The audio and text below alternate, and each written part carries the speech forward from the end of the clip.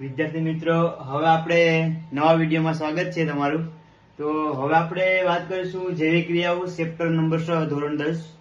તો એમાં આપણે વાત કરીશું કે જૈવિક ક્રિયાઓ એટલે શું અને સજીવો માટે અગત્યની જૈવિક ક્રિયાઓ ટૂંકમાં સમજાવો. એટલે કે આ પ્રશ્ન આપણે આજે પ્રશ્ન વિશે વાત કરીએ તો જૈવિક ક્રિયાઓ એટલે શું એના વિશે સાદી માહિતી આપવાની છે. અને જૈવિક ક્રિયાઓ છે તે આપણે આ મનુષ્યના જીવનમાં કઈ રીતે ઉપયોગી છે તેના વિશે ટૂંકમાં વર્ણન કરવાનું છે. તો બધા જ સજીવો દ્વારા કરવામાં આવતી મુખ્ય ક્રિયાઓ છે જે સજીવનું અસ્તિત્વ જાળવી રાખવા માટે જરૂરી છે તેને આપણે જૈવિક ક્રિયાઓ કહે છે. એટલે કે આપણે બધા જ સજીવો છે કે અમુક ક્રિયાઓ કરે છે, જેમ કે આપણે ચાલવાની ક્રિયા કરે છે, ખાવાની, દોડવાની, સુવાની, એ બધી ક્રિયા કરે છે. તો તે આપણે જીવનમાં જે સજીવનું અસ્તિત્વ જાળવી રાખવા માટે એક જરૂરી ક્રિયા છે જેને આપણે જૈવિક ક્રિયાઓ તરીકે ઓળખવામાં આવે છે. તો આપણે અગત્યની જૈવિક ક્રિયાઓ આપણા શરીરમાં કેવા કેવા પ્રકારની જોવા મળે છે. તો આપણે પહેલું વાત કરીશું પોષણ. પોષણ કે આપણા શરીરમાં ન્યુટ્રિશન છે, ન્યુટ્રિશન તેને ઇંગ્લિશમાં કહેવામાં આવે છે. તો પોષણ છે તે આપણા શરીરમાં કેવા પોષણ છે તે આપણા શરીરમાં કોના દ્વારા મળે છે? તો એવા અમુક પોષક તત્વો હોય છે જેના દ્વારા આપણે પોષણ મળે છે, જે આપણે આપણા શરીરને રક્ષણ પૂરું પાડે, આપણા શરીરને છે તે એક પ્રકારની એનર્જી આપે, ઉર્જા આપે, એક પ્રકારનું ઉર્જાનો સ્ત્રોત આપણા શરીરમાં જે વધારે છે. તો એવા પોષક તત્વો ક્યાં ક્યાં છે જે આપણા શરીરને પોષક તત્વો છે તે પૂરા પાડે છે? તો એમાં પેલું છે કાર્બોદિત છે, લિપિડ છે, પ્રોટીન છે, પછી અમુક એવા છે કે ઓર્ગેનિક કોમ્પ્લેક્સ જે એવા છે જે આપણા શરીરને છે તે આપણા શરીરને શક્તિ પૂરી પાડે, આપણા શરીરને છે એક રક્ષણ પૂરું પાડે. તો ઉર્જાના સ્ત્રોતોને ખોરાક રૂપે બહારથી સજીવના શરીરની અંદર દાખલ કરવાની ક્રિયાને પોષણ કહેવામાં આવે છે. એટલે કે આપણે કોઈ ઉર્જાનો સ્ત્રોત હોય તે ખોરાક રૂપે આપણે બહારથી સજીવને શરીરની અંદર કોઈ દાખલ કરીએ તો તે ક્રિયાને આપણે પોષણ તરીકે ઓળખવામાં આવે છે. એટલે કે આપણે જો આપણે કોઈ જાણે કે આપણે બેભાન કે શક્કર કે એવું કઈ આવતું હોય તો આપણે ગ્લુકોઝ લઈએ છીએ, તો શરીરના અંદરથી આપણે બહારથી જે સજીવના શરીરમાં દાખલ કરવામાં આવે છે તો તેને આપણે પોષણ તરીકે ઓળખવામાં આવીએ છીએ. તો આ પોષક તત્વો છે તે ખૂબ જરૂરી છે. પોષક તત્વો એવું હોય છે કે કાર્બોદિત હોય છે, લિપિડ હોય છે, પ્રોટીન હોય છે, ચરબી હોય છે, જે આપણા શરીરમાં પોષક તત્વો છે જે આપણા શરીરને એક પ્રકારની એનર્જી પૂરી પાડે, એનર્જી પ્રોવાઈડ કરે એમ. બીજું છે કે મોટા ભાગના ખાદ્ય પદાર્થો જે કાર્બન આધારિત હોય છે, આપણે મોસ્ટ ઓફ પદાર્થ છે તે કાર્બન આધારિત હોય છે. તો આ કાર્બન સ્ત્રોતોની જટિલતાને અનુસરી અને વિવિધ સજીવો વિવિધ પ્રકારની પોષણ ક્રિયાઓનો ઉપયોગ કરે છે. એટલે કે આપણે અમુક પદાર્થો એવા છે કાર્બન આધારિત છે, મોસ્ટ ઓફ પદાર્થો એવા છે કે કાર્બન આધારિત છે. તો આ કાર્બન સ્ત્રોતોની જટિલતાને આપણે અનુસરી અને વિવિધ સજીવો છે તે એક પ્રકારની વિવિધ પ્રક્રિયાઓનો ઉપયોગ કરે છે અને આપણે તે પોષણ કરતા હોય છે. બીજું આપણે એમાં વાત કરશું શોષણ. તો શોષણની આપણે આગળના લેક્ચરમાં વાત કરી છે, તો આમાં આપણે આજે જોઈ લઈએ જૈવિક ક્રિયાઓમાં. તો શ્વસન એટલે કે કેમ કહેવામાં છે? કારણ કે આપણે મનુષ્ય છે તે શુદ્ધ હવા લે છે, ઓક્સિજન દ્વારા ઓક્સિજન લે છે અંદર અને કાર્બન ડાયોક્સાઇડ ને બહાર કાઢે છે. એટલે એક પ્રકારનું ઓક્સિજન અને કાર્બન ડાયોક્સાઇડ ની આપલે કરે છે. બીજું છે કે સજીવના કોષોમાં કોષીય જરૂરિયાત માટે ઉર્જા પૂરી પાડવા ગ્લુકોઝ જેવા ખોરાક સ્ત્રોતોનું ઓક્સિજનની હાજરી કે ગેરહાજરીમાં વિઘટન થવાની ક્રિયાને આપણે શ્વસન કહેવામાં આવે છે. એટલે કે આપણે સજીવનો એક પ્રકારનો એક કોષ છે જે આપણે જીવન જીવવા માટે જરૂરી છે, તે ઉર્જાને પૂરી પાડે. કેના દ્વારા પૂરી પાડે? કે ગ્લુકોઝ દ્વારા. ગ્લુકોઝ દ્વારા છે તે આપણા શરીરમાં ઉર્જા પૂરી પાડે અને આ ખોરાકનું સ્ત્રોતનું ઓક્સિજનની હાજરી કે ગેરહાજરીમાં વિઘટન થવાની ક્રિયાને, એટલે કે ઓક્સિજન હાજર પર હોય અને ઓક્સિજન ગેરહાજર પર હોય તે ક્રિયાને આપણે શ્વસન તરીકે ઓળખવામાં આવે છે. અને આ શ્વસન છે તે આપણા શરીરમાં છે આપણે નસકોરા દ્વારા શ્વાસ લઈએ છીએ તો શુદ્ધ હવા લઈએ છીએ, ઓક્સિજન લઈએ છીએ અને કાર્બન ડાયોક્સાઇડ ને બહાર કાઢીએ છીએ. તો આ ક્રિયા જે છે તેને આપણે શ્વસન તરીકે ઓળખવામાં આવે છે. હવે આપણે વાત કરશું જૈવિક ક્રિયાઓમાં છે. તો જૈવિક ક્રિયાઓમાં છે જે આપણે આગળ વિશે આપણે વાત કરી શ્વસન વિશે. તો શ્વસન છે તે આપણે એક પ્રકારનું કહેવાય ને કે આપણે ઓક્સિજન ને અંદર લઈએ છીએ અને કાર્બન ડાયોક્સાઇડ ને બહાર કાઢીએ છીએ. એટલે હવાને આપણે આપલે કરીએ તો તેમાં ઓક્સિજન લઈએ અને કાર્બન ડાયોક્સાઇડ ને બહાર કાઢીએ. તો બીજું છે કે શ્વસન દ્વારા કાર્બન આધારિત ખાદ્ય પદાર્થોનું વિઘટન અને મુક્ત થતી ઉર્જાનું એટીપી માં રૂપાંતર થાય છે. એટલે કે આપણે શ્વસન દ્વારા છે તે ખાદ્ય પદાર્થ આપણે ઓક્સિજન છે તે મુક્ત રીતે આપણે કાર્બન છે તે આપણે ખાદ્ય પદાર્થોમાં ઉપયોગ કર્યો હોય તેનો આપણા શરીરમાં ધીમે ધીમે વિઘટન થાય છે.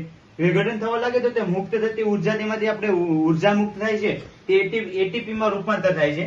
એટલે કે એડિનોસાઇન ટ્રાઇફોસ્ફેટમાં તેનું રૂપાંતરણ થઈ જાય છે. મોટાભાગના સજીવો છે તે ઓક્સિજનનો ઉપયોગ કરતા હોવાથી તેને ઝાડક જીવી સજીવો કહેવામાં આવે છે.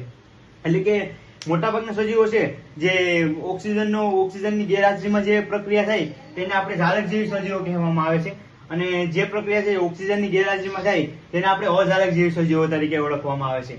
આપણે આગળના વિડીયોમાં વાત કરી છે. તો ત્રીજીમાં વાત આવે છે વહન.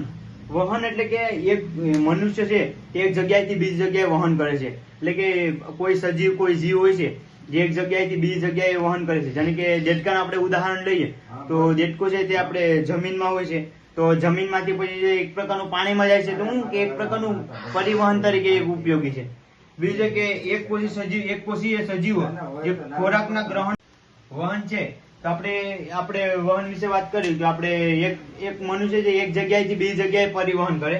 તો એક કોષીય સજીવોમાં ખોરાકનું ગ્રહણ માટે, વાયુની આપલે માટે કે ઉત્સર્ગ દ્રવ્યોના નિકાલ માટે કોઈ વિશિષ્ટ અંગની જરૂર હોતી નથી. એટલે કે આપણે એક કોષીય સજીવો છે જેવા કે અમીબા છે, પેરામિક્સન છે, તે ખોરાકનું ગ્રહણ કરે એટલે કે ખોરાકનું ખોટા પગો દ્વારા, એટલે કે ખોટા પગો તેમાં આવેલા હોય છે, ખોટા પગો દ્વારા ખોરાકનું વિનિમય કરે એટલે ખોરાકને અંદર લે છે. તેમાં ઉત્સર્ગ દ્રવ્યો માટે કોઈ પણ પ્રકારનું વિશિષ્ટ અંગ આવેલું હોતું નથી. જેમ કે આપણે મનુષ્યમાં જે એક પ્રકારનું વિશિષ્ટ અંગ કે તંત્ર આવેલું હોય છે, પરંતુ આ એક કોષીય સજીવોમાં છે તે અંગ કે તંત્ર આવેલું હોતું નથી. કારણ કે સજીવની સમગ્ર સપાટી પર્યાવરણ સાથે સીધા સંપર્કમાં હોય છે. એટલે કે તે ખુલ્લામાં કે ઉત્સર્ગ દ્રવ્યોનો નિકાલ કરે છે, કે તેના સજીવો માટે છે એક કઈ પ્રકારની પર્યાવરણની સીધો સંપર્કમાં આવતા નથી. બીજું છે કે બહુકોષીય સજીવોમાં બધા જ કોષો પર્યાવરણ સાથે સીધા સંપર્કમાં હોતા નથી. બહુકોષીય સજીવો છે તે પર્યાવરણના સંપર્કમાં હોતા નથી, જે એકકોષી સજીવો છે તે પર્યાવરણના સંપર્કમાં હોય છે. તો હવે આપણે વાત કરીશું કે પહેલા આપણે 3 વિશે વાત કરી, જેમ કે આપણે શ્વસન વિશે વાત કરી આગળ, પછી જૈવિક ક્રિયાઓમાં આપણે અમુક વિશે વાત કરીએ તો તેમાં ચોથો પ્રકાર પડે છે ઉત્સર્જન. એટલે કે ઉત્સર્જન કેમ કહેવામાં આવે છે? કારણ કે આપણે મનુષ્યની વાત કરીએ તો આપણે મનુષ્ય છે તે પોતાના શરીરમાંથી છે કે નકામા પદાર્થને દૂર કરે. એટલે કે હાનિકારક આપણા શરીરમાં જે પદાર્થ રહેલો છે, જે નકામા પદાર્થ નાઇટ્રોજન યુક્ત પદાર્થ જે હાનિકારક હોય છે એ આપણા શરીરમાં દૂર કરવાની ક્રિયાને આપણે ઉત્સર્જન તંત્ર તરીકે ઓળખવામાં આવે છે. તો આપણે એમાં વાત કરીએ કે પ્રાણી શરીરમાંથી નાઇટ્રોજન યુક્ત હાનિકારક ચયાપચયી ઉત્સર્ગ દ્રવ્યો નિકાલ કરવાની જૈવિક પ્રક્રિયાને ઉત્સર્જન કહે છે. એટલે કે આપણે કહ્યું કે પ્રાણી શરીરમાંથી, એટલે કે આપણે મનુષ્યની વાત કરીએ, પ્રાણીમાં કોઈ આપણે દીપડો, હાવજ, કૂતરો, બિલાડી એ બધા છે જે નાઇટ્રોજન યુક્ત હાનિકારક ચયાપચયી ઉત્સર્ગ દ્રવ્યો છે તેનો નિકાલ કરે છે.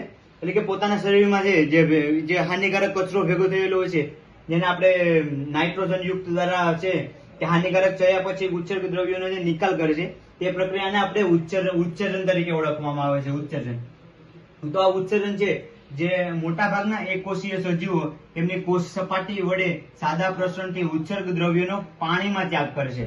એટલે કે મોટા ભાગના એકકોષીય સજીવો છે, જેમ કે આપણે આગળ વાત કરી કે આપણે માછલી છે, કોઈ એકકોષીય સજીવ છે, અમીબા છે, પેરામિક્સન છે, જે પોતાને કોષની જે સજીવો છે તે કોષ સપાટી વડે છે સાદા પ્રસરણથી ઉત્સર્ગ દ્રવ્યોનો પાણીમાં જ નિકાલ કરી નાખે છે. જેમ કે આપણે માછલી વિશે વાત કરીએ તો માછલી છે તે ખોરાક અંદર આપણે પાણીમાં જ લે છે, મોસ્ટ ઓફ દરિયામાં, અને તે એક ખારા પાણીમાં વસ્તુ એક જીવ છે. તો તે પોતાનો ખોરાક છે તે પોતાના દ્વારા લે છે.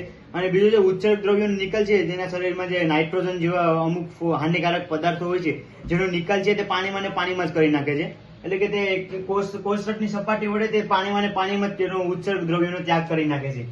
બીજું છે કે બહુકોષીય સજીવો જે ઉત્સર્જન માટે વિશિષ્ટ પેશી અંગ કે તંત્ર આવેલું હોય છે. બહુકોષીય સજીવો વિશે વાત કરીએ તો બહુકોષીય સજીવોમાં કોણ આવે? કેમ કે આપણે મનુષ્ય આવીએ, કોઈ પ્રાણીઓ વિશે આપણે વાત કરીએ તો કૂતરો છે, બિલાડી છે, સાવજ છે, દીપડો છે, તેના વિશે વાત કરીએ તો એ કહેવાય ને કે બહુકોષીય સજીવો છે. તે ઉત્સર્ગ કેમ કરે કે તેમાં એક વિશિષ્ટ પેશી કે એક વિશિષ્ટ અંગ આવેલું હોય છે. ને હાનિકારક પદાર્થો આપણે યુરિનનો ને બધાનો સ્ત્રાવ કરીએ તો તેમાં એક વિશિષ્ટ અંગ કે તંત્ર આવેલું હોય છે. આપણે બહુકોષીય સજીવોમાં ઉત્સર્જન તંત્ર છે તે એક પ્રકારનું કહેવાય ને કે એક પેશી આવેલું હોય છે, અંગ આવેલું હોય છે, તંત્ર આવેલું હોય છે. તેના દ્વારા છે તે આપણા શરીરમાંથી ઉત્સર્જન નાઇટ્રોજન યુક્ત જે પદાર્થો જે હાનિકારક હોય છે જેનો આપણે છે તે આપણા શરીરમાંથી ત્યાગ કરે છે, જે જ્ઞાન આપણે ઉત્સર્જન તંત્ર તરીકે ઓળખવામાં આવે છે. તો એક મોસ્ટ ઓફ છે ને એ બહુકોષીય સજીવોમાં છે એક વિશિષ્ટ અંગ અને પેશી આવેલું હોય છે, જે એકકોષી સજીવોમાં આવેલી હોતી નથી. આ વિડીયો ગમ્યો હોય તો લાઈક, શેર અને સબસ્ક્રાઇબ કરજો. અને આની પ્લેલિસ્ટ છે જે બનાવેલ છે તે વિડીયોમાં અમુક 10મા ધોરણ વાળા વિદ્યાર્થીઓને અચૂક જોઈ લેવી.